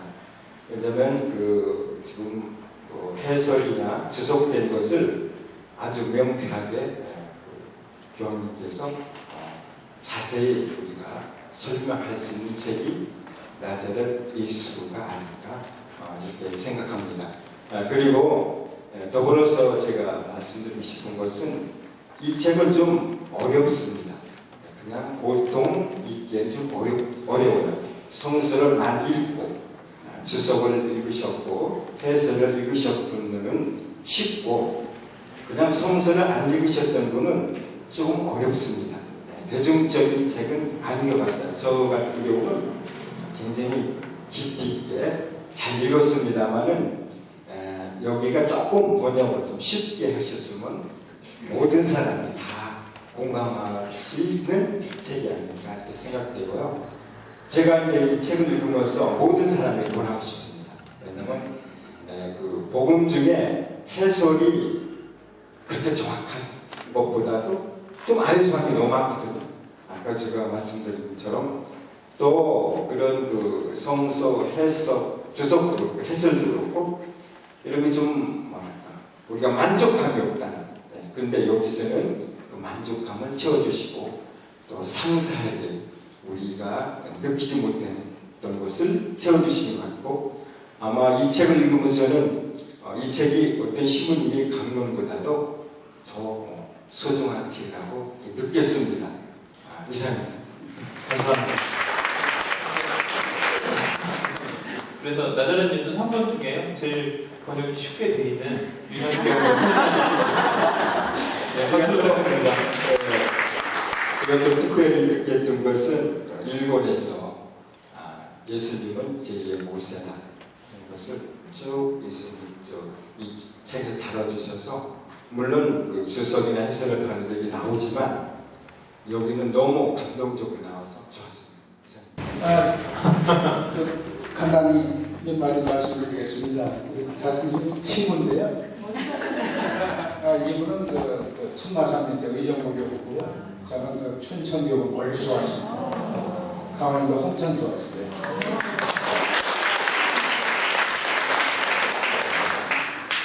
하여튼 그리스도 신자라면 그리스도 몰라 가지고는 도저히 신앙생활을 할 수가 없죠, 근본적으로. 그래서 신앙 참 너무 어려워요. 예수를 믿는다는 것이 나 이렇게 힘든 줄 몰랐습니다. 솔직하게. 그분 따라서 한다는 그 자체가 우리 수도자들이 못하는 걸 평신도도 더더군다나 그분의 지혜, 눈빛, 마음, 입, 가슴 도저히 우리 배우고 따라갈 수가 없죠. 그래서 조금 좀 신앙 참 아름을 좀 알아야 되겠다 해서 이제 책을 옛날에 한 20년 전에 산 책이 있어요. 서가에 그냥 그대로 꽂혀 있는 책 이렇게 두꺼워요. 그것이 이제 뭐냐면 이제 그리스도의 생애 신주교님이 쓴 그거를 열독을 했죠. 하니까 조금 그리스도의 테리그마라는 것도 거기서 처음 들었고 이제 따라가면서 조금 배우게 됐는데 자꾸 이제 알려고 자꾸 이제 하다 보니까 이제 더 잘 좀 알아야 될 것 같아서 이제 보니까 책이 마침 두꺼운 책은 얇은데 이렇게 세 권으로 두꺼우니까 이분 걸 읽으면 좀 잘 알겠다. 그래서 이제 살 먹고서 아직 유년기밖에 아직 못 읽었습니다. 그래서 이제 그 책을 제가 아직 읽지 못했습니다만 유년기 말고는 우리 이강서 신부님 말씀대로 정말 관념적인 그만 우리가 알던 그 예수님을 정말 현장에서 땀을 흘리고 고뇌하고 기뻐하고 함께 그렇게 땀을 흘리면서 행동으로 하는 그 예수님을 이강서 신부님께서 말씀해 주셔서 내가 찾던 분이 알고 싶어 하는 분이 바로 이분이다. 그분의 몸짓, 눈짓, 마음 이걸 알고 싶어 했는데 오늘 마침 말씀해 주셔서 이걸 꼭 제가 아주 열독하겠습니다.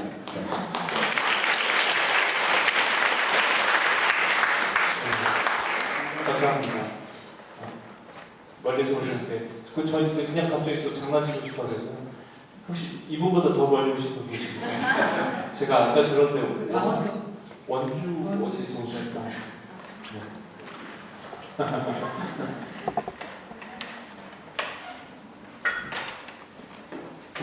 자매님께서는 꼭 따님이 수녀님일 것 같은데요.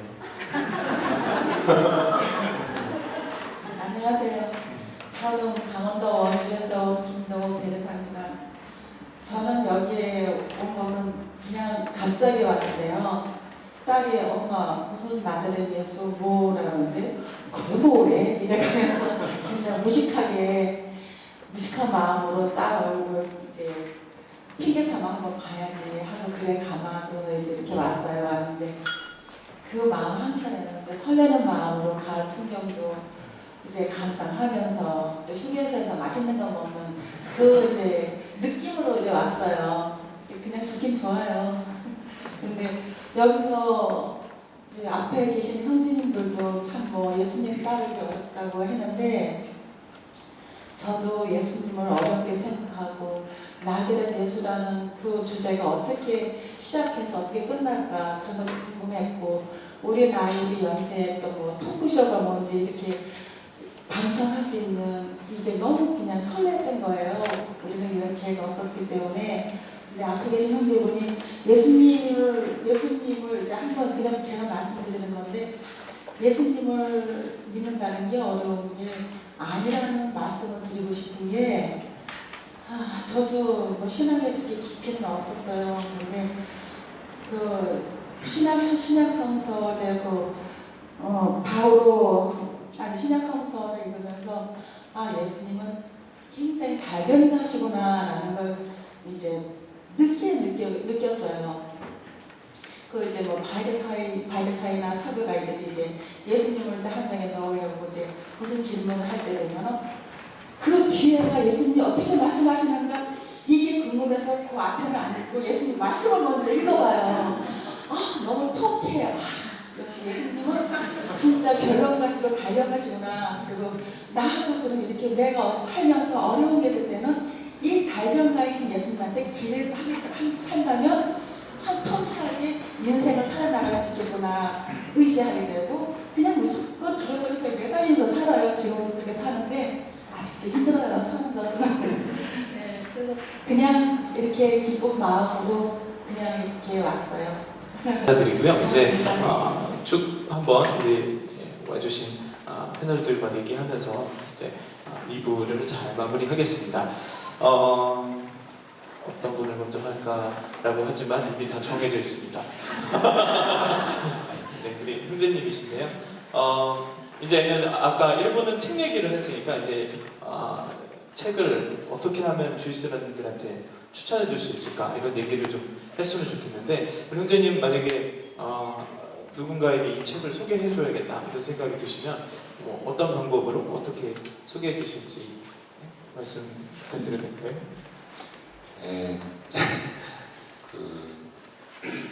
예수님을 만나고 싶니? 그러면 이 책을 읽어라 라고 말하고 싶어요. 그리고 이렇게 덧붙여서 제가 이 책을 읽으면서 했던 저의 체험을 이렇게 나눠주고 싶습니다. 저희 집에 이렇게 돌아가는 길에 보면 길이 이렇게 한 사람만 이렇게 지날 수 있는 좁은 길이 하나 있습니다. 그래서 이제 평일날 미사에 참여하고 이렇게 집으로 돌아가고 있는데 그 좁은 길 그 맞은편에서 어떤 분이 이렇게 자전거를 타고 이렇게 달려오시는 거예요. 그러면 이제 제가 멈춰 서 있지 않으면 그 좁은 길에서 이렇게 맞닥뜨리기 때문에 이제 조금 난처한 일이 생기죠. 그래서 이제 막 뛰어갔어요. 제가 먼저 이렇게 지나면 그분이 기다릴 테니까. 그래서 막 뛰어가다가 그 좁은 길 입구에서 이렇게 섰습니다. 그리고 기다렸어요. 근데 그분이 자전거를 타고 이렇게 지나가셨는데 저 앞을 지나가시면서 이렇게 고개를 정중하게 숙이시면서 이렇게 인사를 하시는 거예요. 근데 제가 그 순간에 예수님이 나한테 인사를 하셨구나. 네, 정말 행복했습니다. 그거는 진짜 분명 자전거를 탄 예수님이었어요.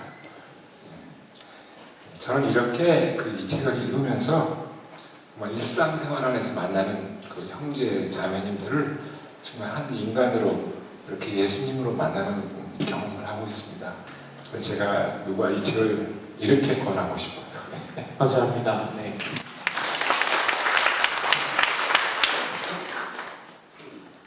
네. 저도 어디까지 했지? 네. 수현님 차례네요. 네. 선생님, 오늘 이 시대를 생각하는 우리들한테 이 나자렛 예수가 주는 어떤 메시지라고 해야 될까요? 네, 이미 다 준비를 하셨겠지만 이 시대를 살아가는 저희들에게 나자렛 예수가 주는 어떤 의미, 메시지 이런 것들을 번역자로서 한번 말씀해 주시면 감사하겠습니다.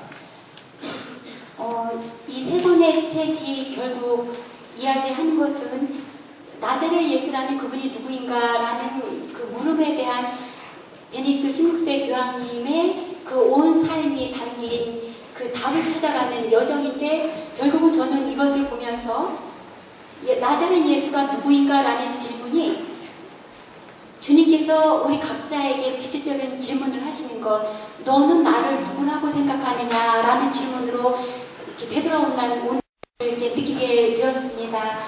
그만큼 이 말씀들이 사실 굉장히 집중해서 읽으면 그저 쓰여있는 글이 아니라 우리에게 말을 걸어오고 그 안에서 직접 주님이 현존하신다는 것을 느끼게 되는데 실제 제가 아주 굉장히 감동적으로 읽었던 부분들이 구약 성경에 이미 예언되었던 말씀들이 그 현실 사건 안에서 완전히 실현되도록 말씀들이 그 시간을 기다렸다는 그 말씀들이 굉장히 이거 정말 제가 하고 싶었던 말인데 교황님이 이렇게 멋지게 표현했구나 하면서 이렇게 감탄을 했는데 그렇게 역사적인 사건들로 실현된 구약 성경의 말씀을 근거로 이래서 이분은 역사에서 살아가신 우리 중에 한 분이시고 또 역사를 뛰어넘으시는 하느님이시라는 것을 굉장히 인성과 신성을 이렇게 조합있게 이야기를 해주십니다. 그리고 굉장히 인상 깊었던 것은 이 책에서 이 책의 특징을 넘지 않을 만큼 아주 절묘하게 중간중간에 현실 삶과 비교를 할 수 있도록 이렇게 제시해 주는 부분이었는데, 그 예수님의 삶과 비교해서 오늘날 현실 삶이 어떠한가를 굉장히 예리하게 중간중간 이렇게 이야기를 던지십니다.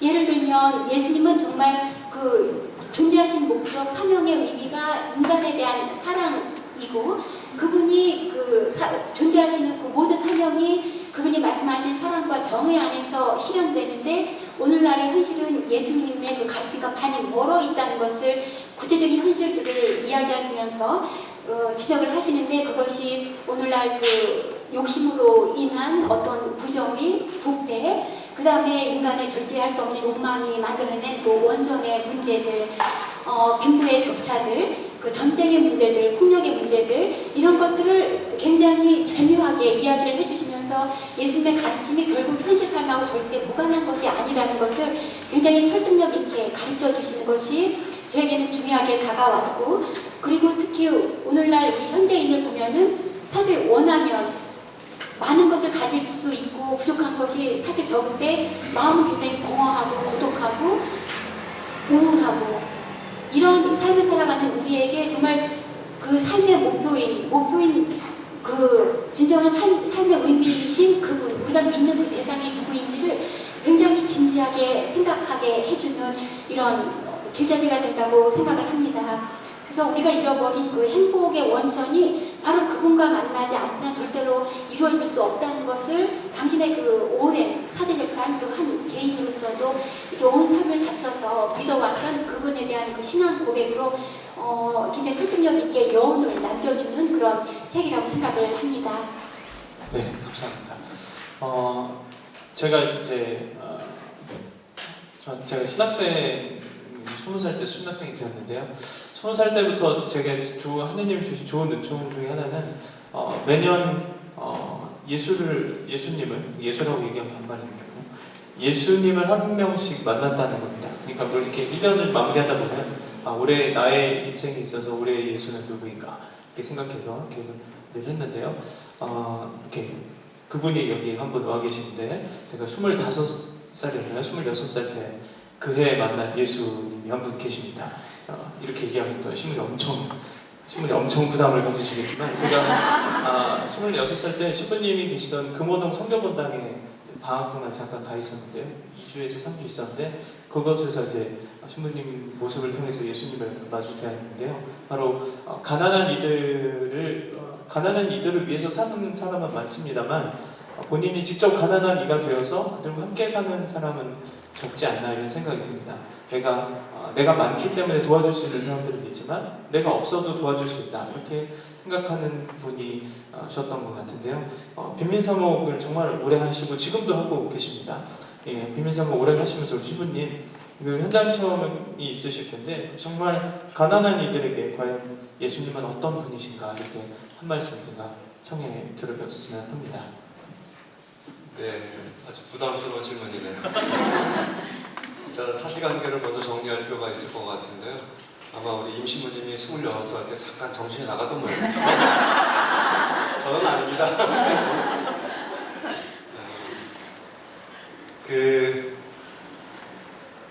가난한 사람에 대해서 얘기하는 것이 특히 산업화되고 나서 20세기 또 21세기에 침입한 오늘날 교회에서조차도 사실 불편한 주제입니다. 가난한 사람들 자꾸 얘기하면 뭐 하긴 해야 되는데, 우리보다 더 우아하고 교양 있고 더 품위 있게 살아가는 그런 사람들 얘기하기 부족한 시간에 왜 누추하고 구차한 가난한 사람들 얘기, 또 빈곤의 문제, 이런 거에 자꾸 초점을 맞추는지, 좀 우리 마음 한켠에서는 불편한 마음을 안 가질 수 없는 게 현실이거든요. 그런데 이 나자렛 예수를 통해서뿐만 아니라 우리 복음서에 나오는 예수님의 입장을 우리가 명백하게 좀 꼭 상기할 필요가 있겠다. 그것은 뭐냐? 특히 마테오 복음에서 그리고 루카 복음에서 예수님은 동시에 살고 있는 가장 고통받고 있는 사람들, 가난한 사람들, 사회적으로 소외된 사람들과 당신을 동일시했다는 사실입니다. 특히 마태복음 25장 36절 이하의 최후의 심판 대목을 가르치실 때 사람의 아들이 구름을 타고 내려왔을 때 양과 염소를 갈라놓듯이 의인과 악인을 갈라먹을 것이다. 근데 의인의 부합하는 조건이 또 악인에 해당되는 조건은 동일한 조건이었죠. 나그네 되었을 때, 목말랐을 때, 배고팠을 때, 병들었을 때, 감옥에 갇혔을 때 나한테 어떻게 해주었느냐. 근데 답변이 똑같았습니다. 주님이 언제 나그네 되신 적이 있고 목마르시고 배고픈 적이 있으셨으며 병드시고 감옥에 갇히신 적이 있었습니까? 여기 있는 형제들 가운데 가장 작은 이에게 해준 것이 바로 나에게 해준 것이고 여기 있는 형제들 중에 가장 작은 이에게 해주지 않은 것이 나에게 해주지 않은 것이다 라고 선언하심으로 해서 가장 작은 사람, 가장 약한 사람, 가장 고통받는 사람과 당신이 같다고, 그리고 당신이 같다고 동일시한 그 사람은 우리 현세에서 우리 일상 속에서 만날 수 있는 사람이지만 그분은 동시에 우리가 믿고 있는 하느님과 내가 형제에게 해주는 것이 바로 하느님께 해주는 것과 다른 것이 아니다는 사실을 분명하게 청명하셨고 가르쳐 주셨다는 사실이죠. 두 번째 루카복음에서도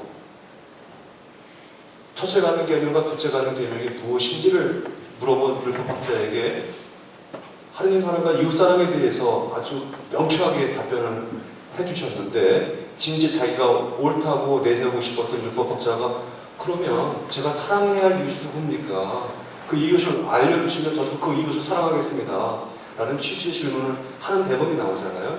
거기 예수님은 자상하게 예리고로 가던 어떤 사람이 강도를 만나서 가진 것을 다 뺏길 뿐만 아니라 맞아서 반쯤 죽어서 널브러진 상태로 쓰러져 있는 한 사람의 예를 들면서 이방인 그리고 외국인이라고 할 수 있는 사마리아 사람이 그 사람을 도와줬다는 비유 얘기를 하시잖아요.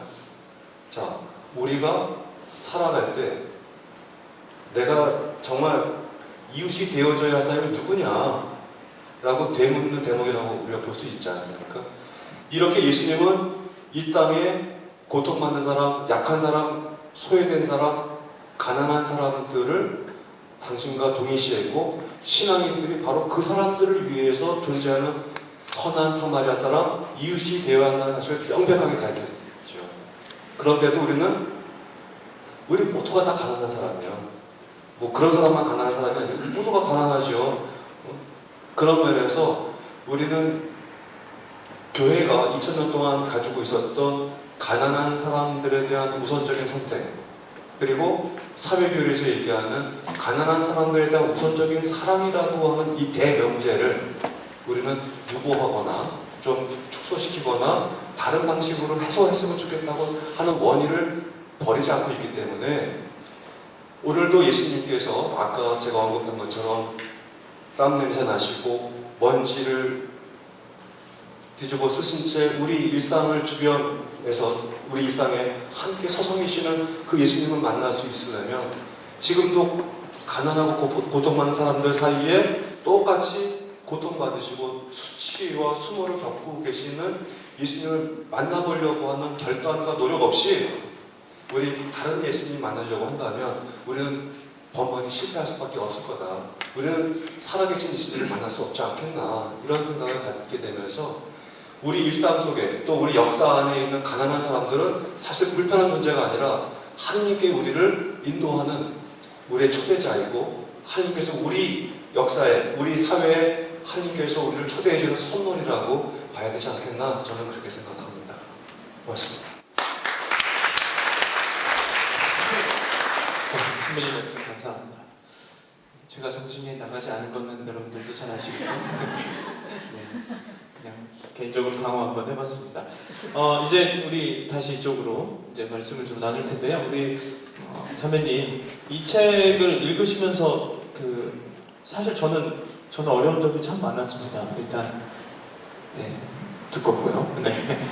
아까 형제님 말씀하신 그 갖고 다니기도 좀 어렵고 자매님은 이 책을 읽으시면서 혹시 어려운 점이 있으셨으면 그 어려운 점들 또 혹은 나는 어떻게 그것을 이렇게 뭐랄까 해소했다 이런 얘기를 좀 말씀을 부탁드리겠습니다. 저도 처음에 이 책이 두껍기 때문에 사실 엄두가 안 났어요. 근데 이제 LD가 이제 남편이 옆에서 읽으면서 계속 이거 읽었는데 여기 이거를 발견했다. 아까 그 배우자는 소유의 관계지 뭐 이런 거에 대해서 이제 계속 얘기를 하면서 소유의 관계가 아니고 책임의 관계다. 뭐 이런 거에 대해서 이제 이렇게 서로 대화를 나누거든요. 이렇게 하면서 이제 얘기를 하다 보니까 저도 호기심이 생기고 저 안에 그래도 남편한테 듣는 것보다는 내가 직접 눈으로 보고 싶다. 그래서 사실은 책을 들었는데 이 3분의 1 정도는 정말 재미가 없더라고요. 그리고 또 일 좀 아는 데다가 짬짬이 가사일 하면서 이제 봐야 되니까 이게 쉽지가 않았어요. 근데 3분의 1 정도 지나가면서 뭐 주님의 기도가 나오면서 이렇게 하다 보니까 조금 이런 게 있었구나 이런 게 있었구나 하면서 또 남편이 얘기해주는 그런 내용들이 막 나왔거든요. 그래서 그런 걸 이제 가족들도 같이 또 대화할 수 있고 그러기 때문에 그 3분의 1이 지나고 나니까 반서부터는 재미가 있더라고요. 그래서 어쨌든 이렇게 해서 하나하나 이렇게 보게 됐거든요. 그래서 봤는데 이 책을 보면서 아까 이강수 신부님이 굉장히 명쾌한 답을 주시는 것 같아요. 그러니까는 예수님께 정말 가까이 가는데 땀 흘리고 뭐 땀 냄새 나고 아까 머리 뒤집어쓰고 그런 예수님을 정말 이렇게 만날 수 있다는 걸 정말 이렇게 촉감할 수 있고 예수님 가까이에 갈 수 있는 그런 기회가 됐던 것 같아요. 그래서 저는 굉장히 기뻤어요. 네, 감사합니다. 자, 이제 우리 형제님께 질문을 드려야 될 텐데 이제 똑같은 질문인데요. 이렇게 어떻게 읽으셨냐 이렇게 말씀을 여쭤보려고 했는데 자매님이 일단 답을 주셨네요. 읽으면서 아내에게 좋은 부분을 알려주면서 읽으신 것 같은데 그래도 혹시라도 이제 읽는 분들 또 이제 앞으로 읽으실 분들이 이 자리에도 많이 있으신데 나는 이런 방식으로 읽었다. 또 난 혹은 이렇게 순서도 어떤 순서로 읽으면 좋겠다. 이렇게 한번 말씀해 주시면 감사하겠습니다. 네, 진짜 그 신앙의 1년 동안 이 책을 읽으면서 제가 느꼈던 거를 같이 둘이서 누워가지고 도란도란 얘기하는 시간이 정말 행복한 시간들이었어요. 그리고 우리가 정말 예수님 안에서 같이 부부가 예수님 길을 따르기 위해서 이렇게 대화를 나눈다는 것이 정말 저희들한테 큰 도움을 줬던 거고요. 제가 어느 날 이렇게 혼자 이렇게 책을 이렇게 읽고 있는데 그 책장을 이렇게 넘기는데 꼭 갑자기 그런 생각이 드는 거예요. 그러니까 하혈병을 앓던 여인이 예수님의 이렇게 옷자락을 이렇게 만지고 기적을 이렇게 입지 않습니까? 근데 제가 이렇게 꼭 이 책장을 넘기는데 꼭 예수님의 옷자락을 이렇게 만지는 것 같은 그런 생각이 이렇게 막 드는 거예요. 그래서 정말 너무 정말 이렇게 손이 이렇게 떨리고 그렇게 정말 감동해져서 책을 본 적이 있는데요. 저는 이 책을 읽을 때 꼭 먼저 연필을 이렇게 준비를 합니다. 그래서 연필을 들고 이제 이렇게 읽기 시작하고요. 읽다가 이렇게 마음이 움직이면 이렇게 줄을 이렇게 긋습니다. 그리고 이렇게 한 줄 비퉁이 이렇게 접어놔요. 그래서 이제 그리고 이제 좀 있다가 제 개인적으로 어떤 생각이 이렇게 떠오르면 그 옆에다가 이렇게 조그맣게 글을 써서 이렇게 놓거든요. 요즘은 이제 다시 접어놓은 데를 찾아서 이렇게 다시 이렇게 읽고 있습니다. 그래서 요즘은 이제 다시 이렇게 거꾸로 윤영기부터 다시 읽거든요. 그래서 윤영기를 읽고 1권, 2권 이렇게 읽으면 좋겠다라는 생각을 요즘 갖고 있습니다. 그래서 처음에 제가 이 책을 읽을 때 한수연님께서 주의해야 될 점이 있는데 머리말을 읽지 말고 읽으라고 그렇게 말씀을 하셨거든요. 그러니까 제가 그 말을 들으면 꼭 청개구리처럼 머리말부터 읽거든요. 그래서 머리말부터 읽었는데 지금 이제 다 읽고 나서 이렇게 되돌려 보니까 수님께서 왜 이렇게 권해주셨는지 이렇게 그런 생각이 듭니다. 그래서 정말 요즘은 이제 다시 이렇게 읽으면서 이 책을 읽으시는 분들한테 꼭 그렇게 먼저 권하는 말씀을 드려요. 윤영길이 읽고 그다음에 1권, 2권 읽고 머리만은 맨 나중에 읽으셨으면 좋겠다. 네, 제가 책을 이렇게 읽었습니다. 네, 감사합니다. 자, 근데 이제 여러분들 혹시 관심 있으신 분들은 아시겠지만 이게 1권, 2권 그리고 유년기 이렇게 순서대로 나왔습니다. 저는 개인적으로 드라마를 볼 때는 이 드라마가 끝나면 드라마를 보거든요. 왜냐하면 이게 조마조마한 걸 절대 제가 참지를 못합니다.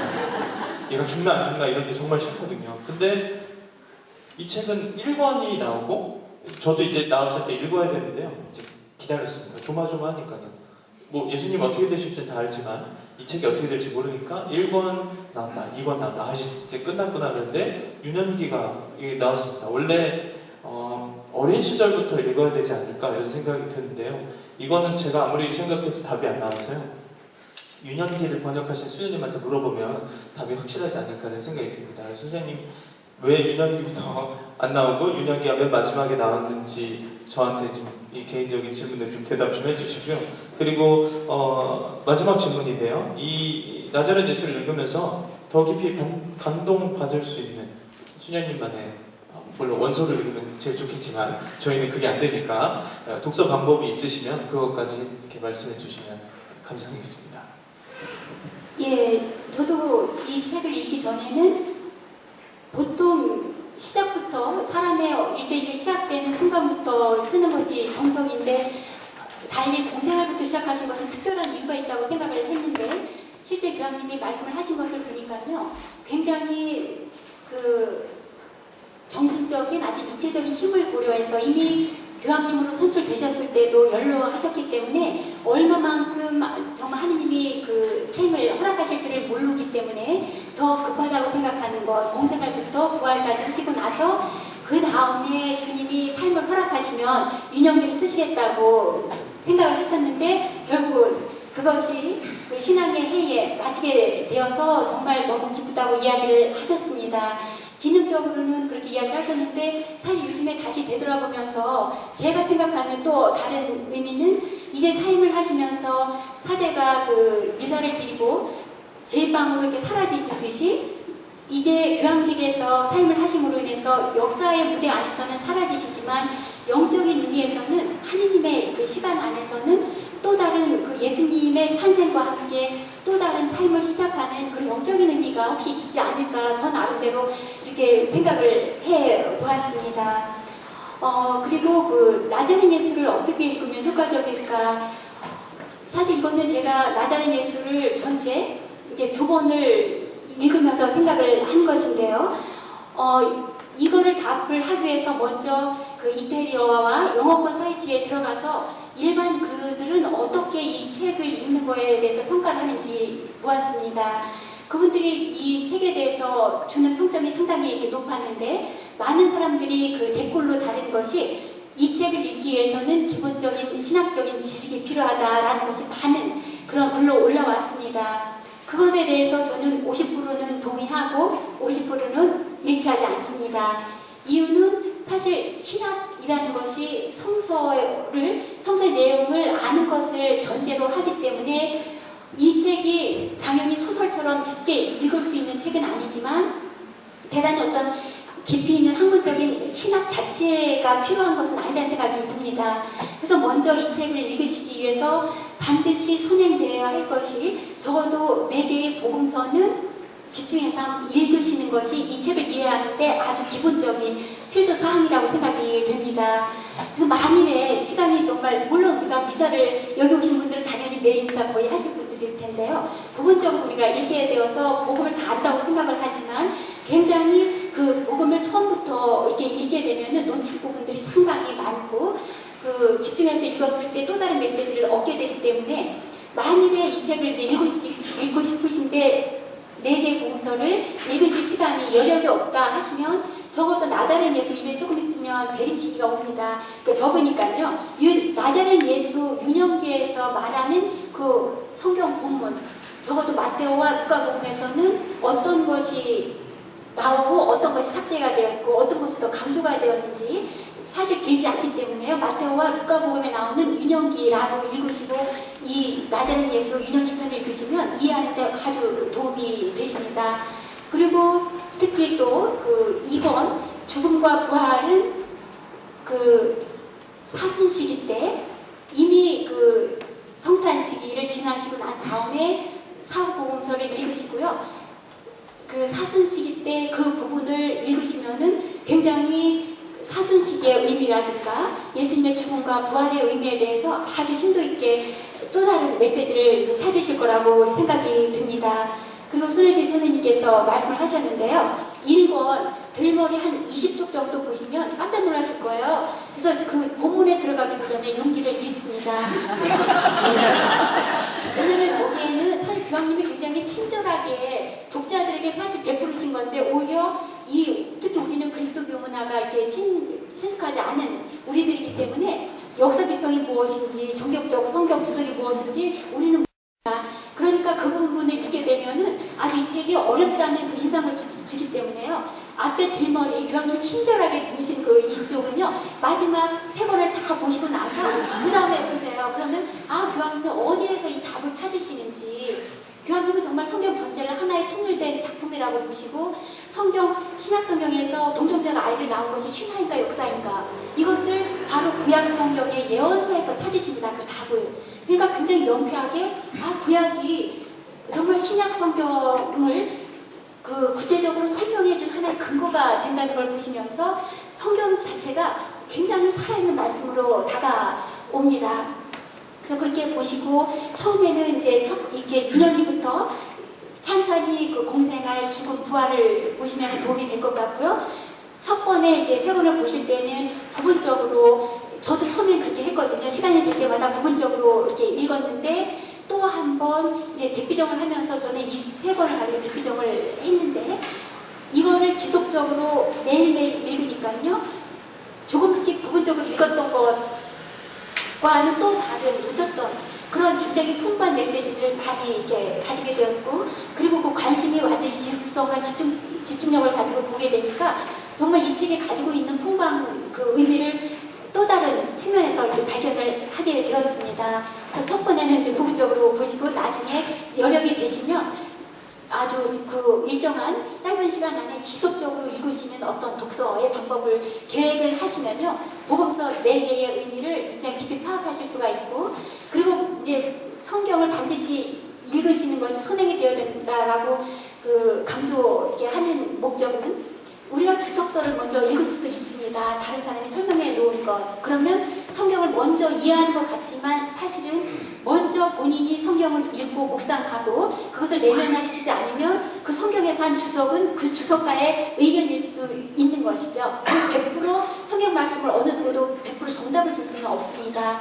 그러니까 자신이 묵상하고 내면화시킨 것과 비교는 하고 그렇다면 이것이 주석가가 이야기한 것은 동의한다라고 답을 찾을 수 있는데, 만일에 성경을 보지 않고 주석서를 먼저 읽게 된다면 이 사람의 생각이 완전한 정답인 것처럼 받아들일 수 있는 그 여지가 굉장히 좁아지는 것이죠. 그래서 먼저 성경 내용을 알으시면요 이 책 차근차근 읽으시면 그렇게 생각보다 사실 어렵지 않습니다. 왜냐하면 교황님의 정말 사랑의 고백이 담겨있기 때문에 살아있는 통로를 느낄 수 있기 때문입니다. 네, 고맙습니다. 네, 감사합니다. 다 읽으라는 얘기죠? 긴 시간을 함께 해주신 여러분께 진심으로 감사드립니다. 그리고 이 앞에서 함께 해주신 우리 형제님, 자매님, 수녀님, 신부님께 진심으로 감사드리고요. 특별히 우리를 이 자리에 모이게 해주신 저자이신 베네딕토 16세의 전 교황님께도 심심한 감사의 인사를 드리고, 또 교황님 우리에게 허락해 주신 하느님께도 감사를 드립니다. 이 모든 분들, 특별히 또 준비해 주신 우리 수녀님들, 그리고 멀리서 함께 하신 분들, 또 마음으로부터 함께 하신 모든 분들께 감사드리면서 수녀님이 나오셔서 얘기 또 하실 텐데요. 그래도 저희는 박수를 받고 내려가겠습니다. 자, 박수 한번 부탁드리겠습니다.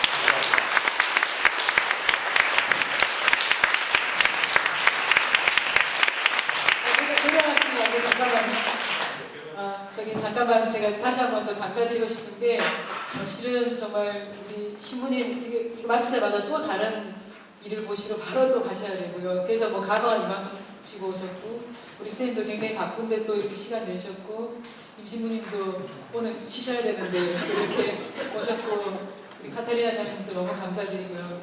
무엇보다도 저는 감사드리고 싶은 분은 또 우리 엘디 스네이께서 지금 오른쪽 눈이 안 보이십니다. 예, 왜냐면 지금 목요일날 갑자기 눈이 안 보이셔가지고 두 눈 다, 근데 급하게 조처하셔서 지금 왼쪽은 보이시는데 오른쪽 눈이 지금 안 보이는 상태고, 이렇게 병원에 가서 지금 수술을 하셔야 되는 상황인데요.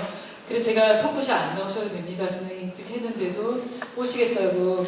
그리고 저도 마음속으로 그랬어요. 정말 나자렛 예수 1년 동안 너무 사랑하셨던 분인데 어떻게 주님은 이런 시련을 저희에게 주십니까? 막 저 그런 생각하면서 기도 드리게 됐는데, 정말 이렇게 주님께서 또 우리 선생님 오실 수 있도록 힘을 주셨고, 우리 여러분들께서 정말 LD 선생님 이야기 잘 들으셨죠? 네. 그래서 정말 월요일에 수술 잘 되시도록 기도 같이 해주시면 정말 감사하겠고요.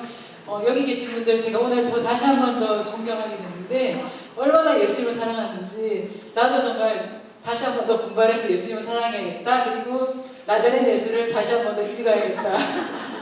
그래서 그런 생각하게 됐습니다. 여러분도 그러시죠? 네. 그래서 우리 LD 선생님과 또 우리 여기 선생님 또 신문희 수연님께 다시 한 번 더 큰 박수를.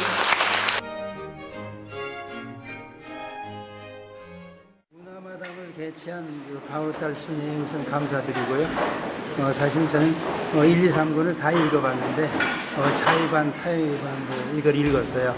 제가 지금 교리 시간을 다니고 있기 때문에 2권은 1학기 읽었고 3권은 이제 늦게 나와서 좀 늦게 말씀하는 신문에 제3권 윤영이가 나왔다는 선전이 있었는데 책이 안 나와서 사실은 영어판을 먼저 보고 번역판 나온 걸 봤어요. 참 상당히 좋은 책이고 특히 가톨릭 신자라면 꼭 읽어야 될 책이라고 이렇게 생각이 됩니다. 감사합니다.